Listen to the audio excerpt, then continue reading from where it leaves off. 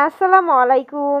Update খবর প্রবাসীর পক্ষ থেকে আপনাদের সকলকে জানাই আন্তরিক অভিনন্দন ও শুভেচ্ছা।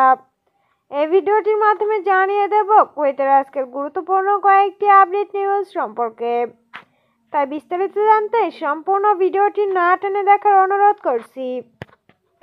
শুরুতেই জানিয়ে দিচ্ছি সিভিল আইডি কার্ড সম্পর্কিত একটি গুরুত্বপূর্ণ আপডেট।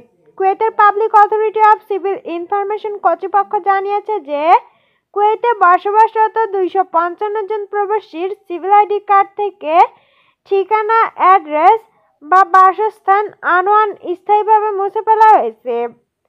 কারণ হিসেবে উল্লেখ করে বলা হয়েছে যে মালিকের পরিবর্তন, মালিকের বাসস্থান পরিবর্তন, বাসস্থান মেরামত সহ রেসিডেন্সিয়াল এলাকায় বাসস্থান হওয়ার কারণে এই ঠিকানাগুলো স্থায়ীভাবে মুছে ফেলা হয়েছে। আগামী 1 মাসের মধ্যে যাদের ঠিকানা মুছে ফেলা হয়েছে তাদেরকে পুনরায় ঠিকানা আপডেট করার জন্য পতাকা অফিসে যোগাযোগ করতে হবে।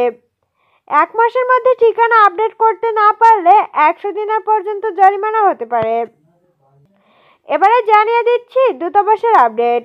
বাংলাদেশ দূতাবাস থেকে জানানো হয়েছে যে দূতাবাসের বেশ কিছু পাসপোর্ট তৈরি হয়ে রয়েছে। যারা বানাতে দিয়েছিলেন তারা দ্রুত দূতাবাসে যোগাযোগ করুন। পাসপোর্ট ডেলিভারির সময় হলো দুপুর 1টা থেকে বিকাল 3:30 পর্যন্ত। অন্যদিকে কুয়েতের শৈত্যপ্রবাহের ব্যাপারে আবহাওয়া অফিস থেকে বলা হয়েছে যে এই সপ্তাহের শেষ নাগাদ এভাবেই শৈত্যপ্রবাহ চলমান থাকবে। বিভিন্ন স্থানে তাপমাত্রা কমে গিয়ে -ডিগ্রিতে পৌঁছাতে পারে। খোলা স্থান, মরুভূমিতে যারা কাজ করেন তারা সকলেই সতর্কতা অবলম্বন করবেন। এবারে জানিয়ে দিচ্ছি সর্বশেষ কারেন্সি হলো কুয়েতি 1 দিনের বাংলাদেশি টাকায় 405 টাকা প্লাস। এছাড়া বিভিন্ন এক্সচেঞ্জে বিভিন্ন রকমের প্রাইস দেওয়া হচ্ছে। সম্মানিত ভিউয়ার্স, এই ছিল আপডেট খবর প্রবাসীর সর্বশেষ আপডেট।